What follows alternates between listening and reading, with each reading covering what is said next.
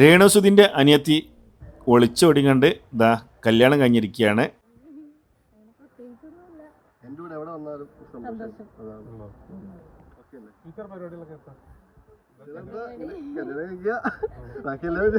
അതന്നെ നമ്മളങ്ങോട്ട് ജീവിച്ചല്ലേ.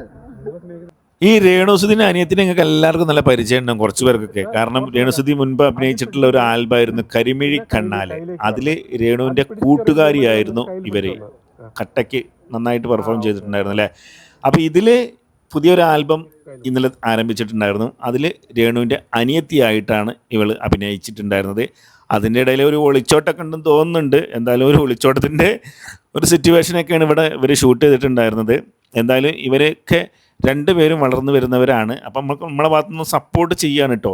പിന്നെ രേണുസുതിൻ്റെ കൂടെ അഭിനയിക്കുമ്പോൾ തന്നെ ശ്രദ്ധിക്കപ്പെടുന്ന അറിയാലോ. അപ്പോൾ ഇവരൊക്കെ അവരെ കൂടെ അഭിനയിച്ചു. പിന്നെ നായകനത വളരെ ഹാപ്പിയാണ്. ഞാൻ ചോദിച്ചു, രേണുസുതിൻ്റെ കൂടെ കൂടിയിട്ടുണ്ടെങ്കിൽ അത്യാവശ്യം നല്ല തെറിയൊക്കെ കേൾക്കൂലെന്ന് ചോദിച്ചു. അതൊന്നും സാരമില്ല, എനിക്ക് അവരോടുള്ള ഇഷ്ടം കൊണ്ടാണ് വന്നതെന്ന് പുള്ളി പറയുന്നത്. വേറെ കാര്യം കൂടെ ഉണ്ട് കേട്ടോ. രേണു ചേച്ചീൻ്റെ ഒപ്പം എന്ന് പറഞ്ഞുകൊണ്ടാണ് ചാടി കയറി വന്നത്. കാരണം ചേച്ചിയോടൊപ്പം ചെയ്യാനൊരു വീഡിയോ കിട്ടിയപ്പോൾ ഒരു ആൾക്കാർ ക്യൂ ആണ്. അപ്പം ഇങ്ങനൊരു ചാൻസ് കിട്ടാനും വിട്ടു കളയത്തില്ല.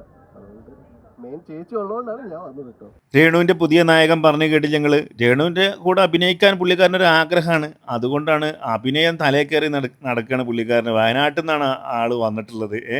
അപ്പോൾ പുള്ളിക്കതാണ് ഇഷ്ടമാണ്. ഇനിയിപ്പോൾ അതിൻ്റെ പേരിൽ ഇനി കുറച്ച് തെറി കേട്ടാലും മൂപ്പർക്ക് വിഷയമില്ല എന്ന് തോന്നുന്നുണ്ട് കേട്ടോ. പുള്ളി അങ്ങോട്ട് തകർക്കുന്നുണ്ട്. പിന്നെ ഈ വീഡിയോ രേണുവിനെ ഇഷ്ടപ്പെടുന്നവർക്ക് ഉള്ളതാണ്. ഇഷ്ടപ്പെടാത്തവർ ചിലപ്പോൾ ഉണ്ടാവും വെറുതെ കുറ്റം പറയാൻ. അങ്ങനെയുള്ള ആളുകൾ സ്കിപ്പ് ചെയ്ത് പൊയ്ക്കോളി. ഇതിൻ്റെ മുന്നേ ഞാൻ 2 വീഡിയോ ഇട്ടാലും എന്നെ അടക്കം വന്ന് തെറി പറയുന്നുണ്ട്. എന്തിനാണെന്ന് എനിക്ക് മനസ്സിലാകണില്ല. ഇവിടെ എന്തേ മോശമായ ഒരു കാര്യം ഞങ്ങളിലേക്ക് എത്തിച്ചോ? ഇല്ലല്ലോ. അവരെ ഇഷ്ടത്തിന് ഓരോ വീഡിയോ ക്രിയേറ്റ് ചെയ്ത് എത്തിക്കുന്നു. ഞാൻ ആ നല്ലൊരു ആൽബം എന്നുള്ള രീതിയിൽ സപ്പോർട്ട് ചെയ്യാൻ വേണ്ടി ചെയ്തു എന്നുള്ളൂ.